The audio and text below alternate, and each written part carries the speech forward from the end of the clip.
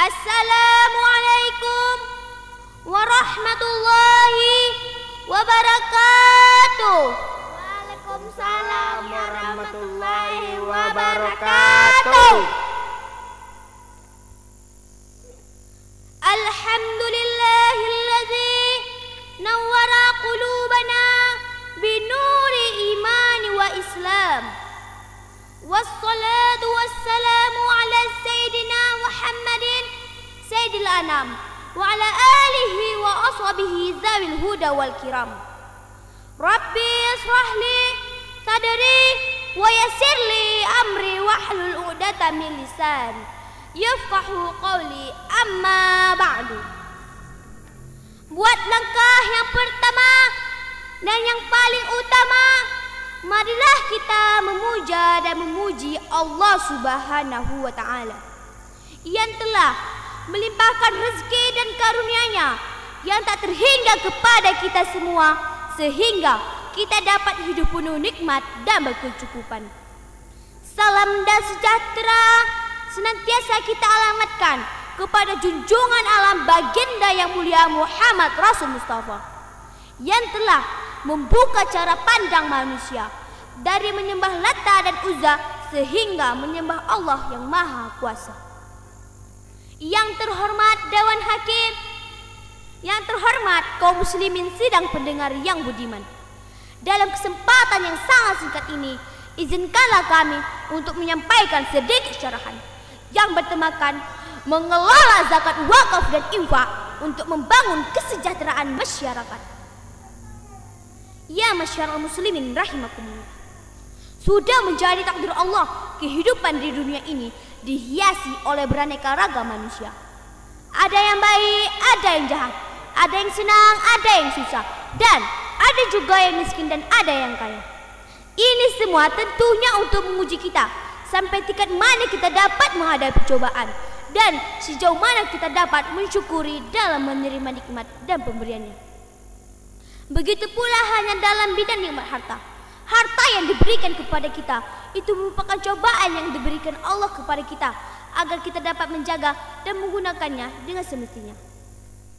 Ya masyarakat muslimin rahimakumullah, harta merupakan amanah dan cobaan yang diberikan Allah kepada kita agar kita dapat menjaga dan menggunakannya dalam memanage harta kita agar sejalan dengan apa yang kita harapkan, agar tidak menjadi bumerang bagi diri kita. Maka kita wajib mengeluarkan zakat apabila telah sampai nisab, menginfakkan sebagian harta kita kepada orang yang lain, dan memperbanyak wakaf agar pahala terus mengalir kepada kita sampai hari akhirat. Tanpa ketiga hal ini, maka harta kita hanya akan menjadi penyakit bagi diri kita, di mana akan membuat kita celaka dunia dan akhirat. Ya masyarakat muslimin rahimakumullah, Islam mengajarkan kepada kita untuk hidup penuh rasa persaudaraan dan jauh dari sifat selfish dengan memberikan sebagian harta kita kepada orang lain. Kita bukan saja telah mematuhi perintah Allah Subhanahu wa ta'ala, tetapi kita juga telah membantu meringankan beban-beban orang lain. Coba bayangkan, seandainya semua orang yang hartanya telah mencapai nisab mau membayar zakat dengan semestinya, dapat dipastikan tidak akan ada lagi orang yang melarat dan miskin papa.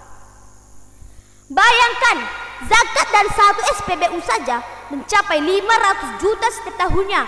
Itu satu SPBU dan itu wajib dikeluarkan karena itu merupakan zakat tijarah. Ini belum lagi ratusan toko-toko besar seperti supermarket, perusahaan, CV dan PT yang kesemuanya pasti telah mencapai nisab. Di Suku Salam, kota tercinta kita ini, ditaksir harta zakat terkumpul 2,4 miliar setiap tahunnya. Apabila semua pembisnis dan pedagang mau membayar zakat jadi dengan anggaran sebanyak itu, dapatkah kita bayangkan ada orang fakir miskin di daerah kita? Ya. Luar biasa. Ini masih berbicara tentang zakat tijarah, belum lagi zakat pertanian, zakat perkebunan. Masya Allah. Ya masyarakat muslimin rahimakumullah, di samping sedekah wajib yang harus kita bayar dari harta kita adalah zakat. Islam menganjurkan kepada kita untuk bersedekah dan infak. Kenapa? Karena dengan melakukan hal itu kita telah turut andil dalam membantu manusia lainnya. Bahkan secara kenegaraan kita telah ikut berperan dalam memberantas kemiskinan dan kemelaratan. Apa dan kepada siapa kita berinfak, bersedekah dan wakaf? Ya masyarakat muslimin rahimakumullah. Dalam praktek amalan sunat Islam tidak memberatkan umatnya. Begitu pula halnya dalam bersedekah dan infak. Asalkan harta yang halal, maka terserah kepada kita mau memberikan berapa dan dalam bentuk apa, walaupun itu hanya sebiji kurma dan 1000 perak uang, sepotong pakaian murah kadang, sebab beras mungkin tidak masalah. Bahkan Nabi Muhammad SAW melarang keras umatnya untuk menganggap remeh sedekah yang kecil. Kita jangan lupa, kecil dalam pandangan kita belum tentu dalam pandangan orang lain juga kecil. Sebab beras bagi kita itu mungkin belum berarti apa-apa, tetapi bagi keluarga yang hanya makan sekali sehari, yang kadang sudah tidak melihat beras dalam beberapa hari, mungkin itu lebih berharga dari apapun. Bahkan dalam konteks Islam itu sendiri tidak menganjurkan untuk menafkahkan dan membelanjakan harta secara berlebih-lebihan. Kaum muslimin rahimakumullah, sebaik-baik urusan adalah yang sederhana, tidak berlebihan dan tidak juga kurang. Khairul umuri awsatuha. Sebaik-baik urusan adalah yang sederhana. Begitulah Rasulullah SAW bersabda. Intinya, berapapun dan dalam bentuk apapun yang kita berikan kepada orang yang membutuhkan pasti membantu dan menyenangkannya. Apalagi sekarang sudah ada basis, yaitu badan zakat infak sedekah, yang menampung semua pemberian kita, yang nantinya mereka yang menyalurkan kepada yang berhak. Kalau dipikir-pikir dan dikaji lebih jauh, memberikan kepada mereka akan lebih baik, karena dengan kita memberikan kepada mereka, orang lain pun ikut memberikan, sehingga akhirnya terkumpullah harta yang banyak. Dengan terkumpul seperti ini, mau dilaksanakan program bagaimanapun rasanya tidak sulit dan pasti lebih bermanfaat, dan banyak hal yang mau dilakukan ketimbang kita memberikan sendiri kepada yang mustahil. Hanya ini yang dapat saya sampaikan. Terima kasih atas segala perhatian.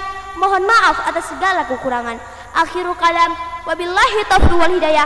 Assalamualaikum warahmatullahi wabarakatuh. Saya Eka Amalia dari Dayah Perbatasan Minhajus Salam. Terima kasih. Baik-baik.